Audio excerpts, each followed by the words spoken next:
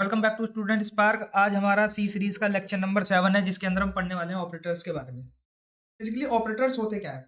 Operators हमारे वो symbol होते हैं जो ऑपरेशन परफॉर्म करने के यूज में आते हैं। यानी जब हमें किन्हीं दो वैल्यूज के बीच ऑपरेशन परफॉर्म करना होता है या एक सिंगल वैल्यू पर भी ऑपरेशन परफॉर्म करना होता है, तब हम अपने ऑपरेटर्स का यूज करते हैं।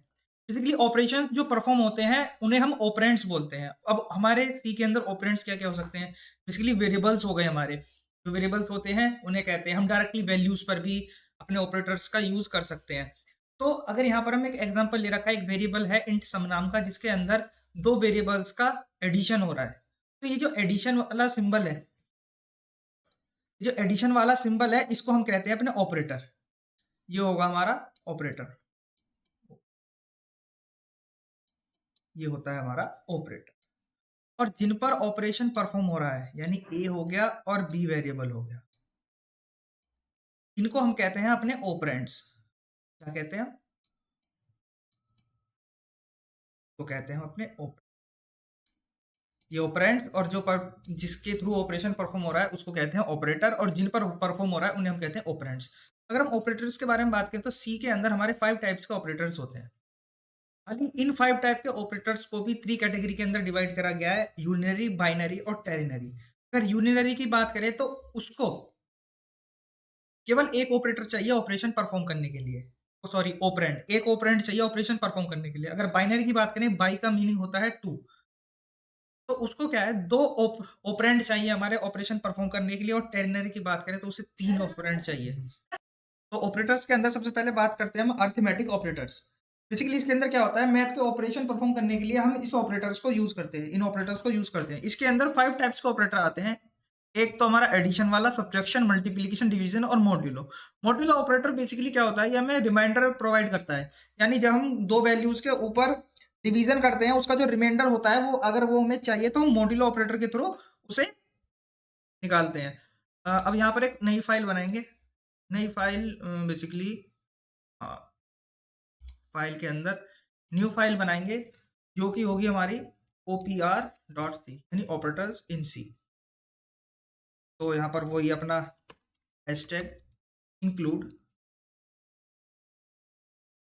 h अपनी हेडर फाइल, जिसके अंदर हमें प्रिंट एफ, स्कैन एफ, इसके अंदर प्रिंट एफ यूज करना है प्रिंट करवाने के लिए। तो वो कहाँ से मिलेंगे हमें? हमें standard input output header files के अंदर वो मिलेंगे। तो इसको हमने इंक्लूड कर लिया है। फिर उसके बाद अपने मेन फंक्शन को इंट मेन इन फंक्शन, फिर अपने पैरेंथेसिस।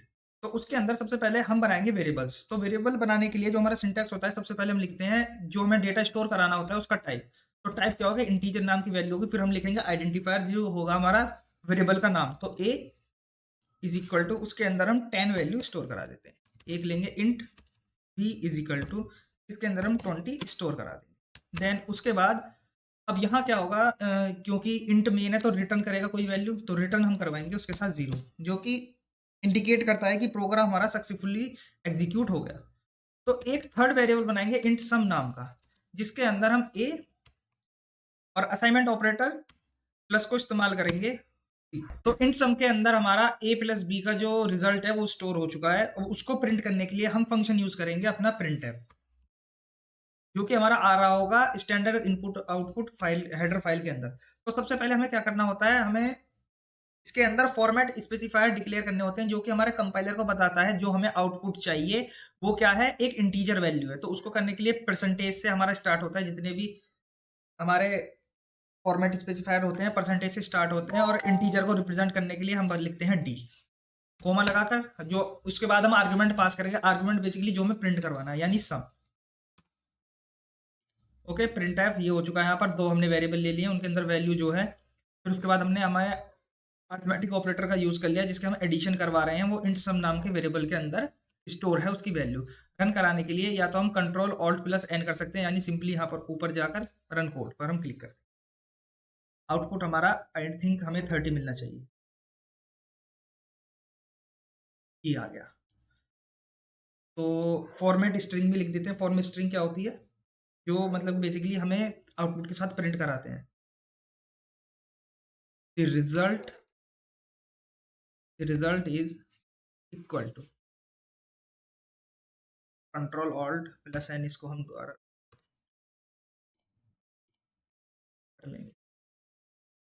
थोड़ा अच्छा सा लगेगा हमारा रिजल्ट। ठीक है, द रिजल्ट इज 30, यानी यहाँ पर रिजल्ट आ चुका है हमारा 30।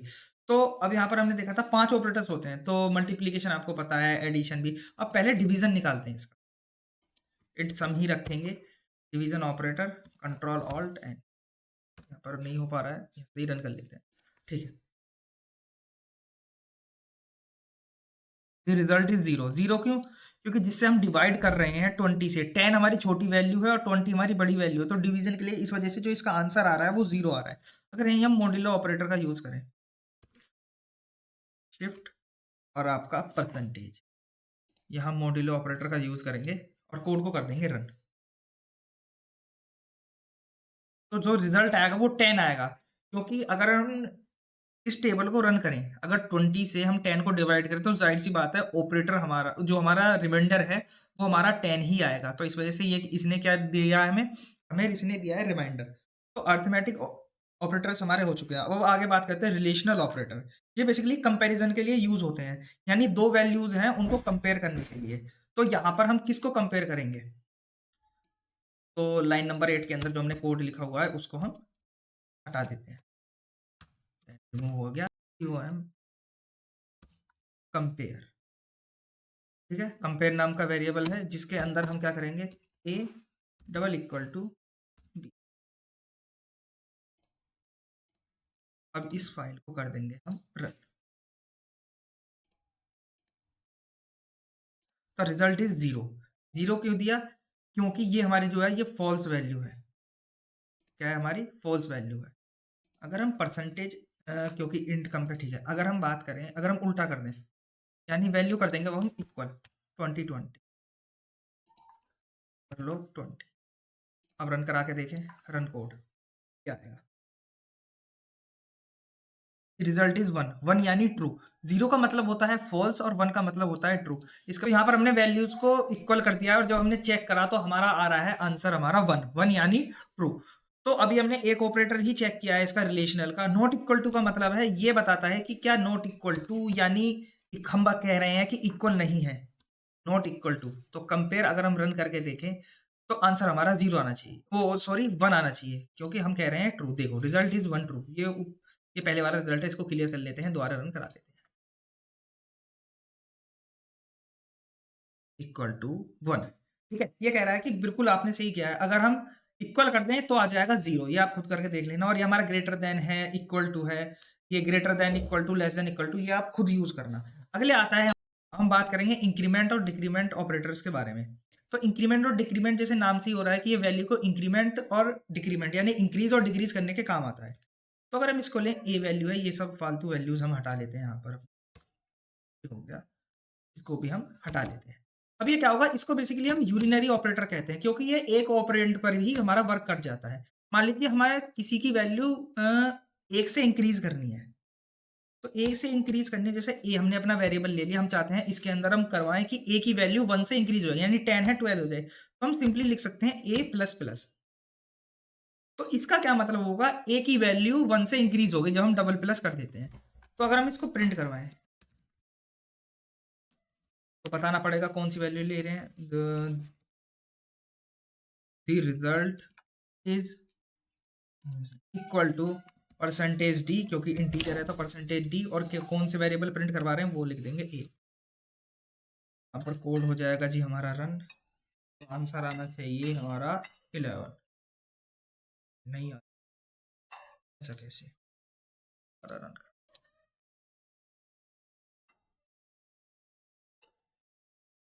रिजल्ट अभी हमारा 10 आ रहा है।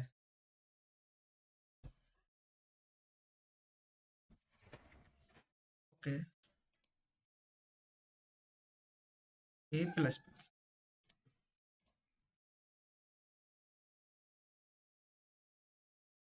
Result is 11।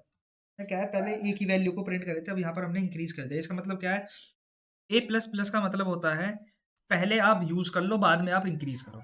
एक मतलब होता है इसका माइनस माइनस ए, इसका मतलब होता है पहले ए की वैल्यू को आप डिक्रीज करो, देन आप इंक्रीज करो। अगर इसको हम रन करा के देखें कोड को, तो उससे पहले डिक्रीज होगा, तो वैल्यू आ गई 10। क्यों? यहाँ पर इंक्रीज हुई, यहाँ पर डिक्रीज कर दी। तो माइनस माइनस ऑपरेटर का इस्तेमाल होता है कि डिक्रीमेंट होता है कि डिक्रीमेंट करने के लिए, एक से डिक्रीज एक से इंक्रीज करने के लिए। तो ये हमारे इंक्रीमेंट और डिक्रीमेंट ऑपरेटर्स थे।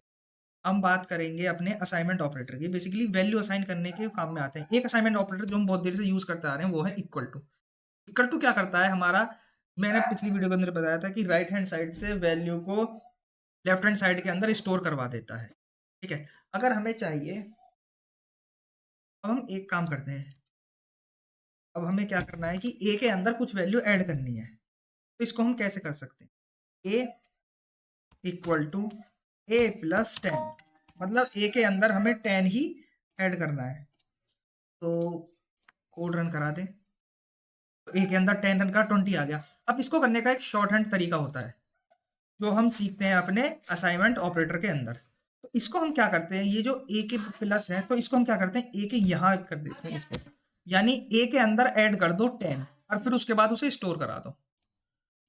ये आप रन करोगे तो आंसर रिजल्ट बिल्कुल हमारा सेम आएगा। इसी तरीके से ये हमारा माइनस और इक्वल टू वर्क करता है, सब्ट्रैक्शन और इक्वल टू, मल्टीप्लिकेशन और इक्वल टू, मतलब जो भी वैल्यू हमें मल्टीप्लाई करानी है सेम वेरिएबल के अंदर तो उस वेरिएबल के अंदर इनटू ऐसे करके आप कर सकते हो। लॉजिकल का बेसिकली क्या होता है, लॉजिकल ऑपरेशंस काम करने के लिए यूज होता है। लॉजिकल ऑपरेशन जैसे दो वैल्यू को कंपेयर करना। एंड ऑपरेटर का मतलब होता है जब हम किसी दो वैल्यूज को कंपेयर कर रहे होते हैं, अगर वो ट्रू है तभी वो ब्लॉक के अंदर कोड क्या है, जो हमारा कंपाइलर है उस कोड को एग्जीक्यूट करेगा, जिसे हम इफ एल्स के अंदर इस लॉजिकल ऑपरेटर को समझ रहे होंगे। अब बात करते हैं कि ऑपरेटर्स, मैंने बताया था कि 3 टाइप्स के और होते हैं इनके अंदर, 3 कैटेगरी। यूनिनरी क्या काम करता है, बेसिकली इसको कर देते हैं डिग्रीज। यूनिनरी ऑपरेटर क्या होता है, जो केवल सिंगल ऑपरेंड के ऊपर वर्क करता है, जैसे हमने डबल इक्वल टू यानी इंक्रीमेंट और डिक्रीमेंट ऑपरेटर देखा था। बाइनरी की बात करें तो इनको क्या है, ऑपरेशन परफॉर्म करने के लिए 2 ऑपरेंड्स की जरूरत होती है, जैसे चेक करना या वैल्यूज को इक्वल टू है नहीं है। और अगर टर्नरी की बात करें, शॉर्ट हैंड होता है इफेल्स का, इसको भी जब हम इफेल्स वाला पढ़ रहे होंगे तब उसके अंदर यूज करेंगे। अब ऑपरेटर प्रेसिडेंस की आ जाते हैं यहाँ पर। ऑपरेटर प्रेसिडेंस का मतलब होता है जैसे हमारा मैथ्स के अंदर बोर्ड मास रूल होता है, इसी तरीके से ऑपरेटर्स के अंदर प्रेसिडेंस होती है, मतलब जिसकी हाई प्रेसिडेंस सबसे पहले वो एग्जीक्यूट होगा। मान लीजिए कोई मैथमेटिकल एक्सप्रेशन है, तो मैथमेटिकल एक्सप्रेशन ले हम, सबको हटा देते हैं, एक लेते हैं इंट रिजल्ट।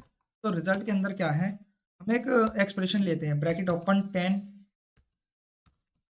प्लस करते हैं 5 मल्टीप्लाई 2। अब इसका आंसर क्या आएगा, इसका लेते हैं हम रिजल्ट। ठीक है, अब क्या है, अब आखिर पता कैसे पड़ेगा इसका आउटपुट कैसा है, क्योंकि प्रोग्राम जो है वो तो निकाल के दे देगा। लेकिन अब हम अगर बात करें, सबसे पहले जो प्रेसिडेंस है वो है ब्रैकेट्स की, तो सबसे पहले ब्रैकेट्स यूज होंगे। अगर हम ब्रैकेट की बात करें तो ब्रैकेट के अंदर जो भी सबसे पहले होगा 10 प्लस 5 मतलब 15। उसके बाद क्या है, इंक्रीमेंट और डिक्रीमेंट ऑपरेटर होंगे, यहाँ नहीं है तो यहाँ परफॉर्म नहीं होगा। थर्ड पे क्या है, मल्टीप्लीकेशन, डिवीजन और मॉड्यूल ऑपरेटर। तो अगला स्टेप क्या होगा, मल्टीप्लाई करने का, यानी अगर हम इसका देखें तो 2 है, 30 आंसर आना चाहिए। The result is 30। ठीक है, उसके बाद क्या है, लेस देन और ग्रेटर देन, इक्वल टू, फिर कंपैरिजन ऑपरेटर, फिर एंड ऑपरेटर, ऐसी कर करके प्रेसिडेंस। अगर आपको और ज़्यादा चाहिए तो आप क्या है, गूगल पे जाकर आप इसको अच्छे से एक्सप्लोर कर सकते हो कि आखिर ये प्रेसिडेंस वर्क कैसे करता है, क्योंकि अगर ज़्यादा करूँगा तो वीडियो ज़्यादा लंबी हो जाएगी और किसी वीडियो के अंदर मैं इनको और एक्सप्लेन करूँगा डीपली। आने वाली लेक्चर्स के अंदर भी हम इनको डीपली एक्सप्लेन करेंगे।